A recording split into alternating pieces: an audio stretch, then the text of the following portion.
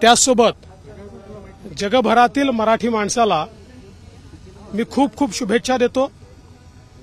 महाराष्ट्र देशाचं growth engine आहे आणि ज्या प्रकारे महाराष्ट्राने प्रगती केलेली आहे या देशाच्या प्रगतीमध्ये महाराष्ट्राचा मोलाचा वाटा आहे आणि भविष्यात देखील सामान्य माणसाच्या आशा आकांक्षा अपेक्षा पूर्ण करत महाराष्ट्र पुढेच जात राहील हा मला विश्वास आहे।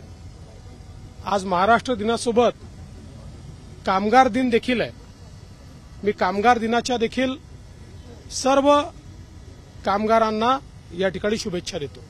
सध्या राज्यात निवडणूक सुरू आहे, मतदानाचा संदेश द्याल नागरिकांना, अनेक ठिकाणी कमी मतदानाचीही गोष्टी समोर येतात। मला असं वाटतं की काल जी आकडेवारी निवडणूक आयोगाने अमृत नोनी गॅस्ट्रिन, अपचन, ऍसिडिटी, गॅस्ट्रबल ह्यापैकी तुम्हाला कुठलाही गॅस्ट्रिक प्रॉब्लेम झाला, उपाय एकच, अमृत नोनी गॅस्ट्रिन।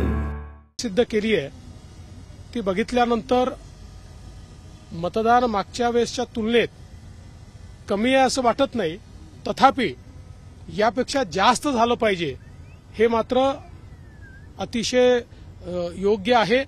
कारण मतदान हा आपला अधिकार आहे आणि लोकशाहीमध्ये खरं म्हणजे मत मांडण्याचा अधिकार हा नैतिकदृष्ट्या त्यांनाच आहे जे मतदान करतात आणि म्हणून आपलं मत मांडायचं असेल तर मतदान केलं पाहिजे हा निश्चितपणे माझं सगळ्यांना आवाहन आहे। खवखवलेली आत्मा अशा प्रकारचा उद्धवजींनी पुन्हा शब्दप्रयोग केलेला आहे।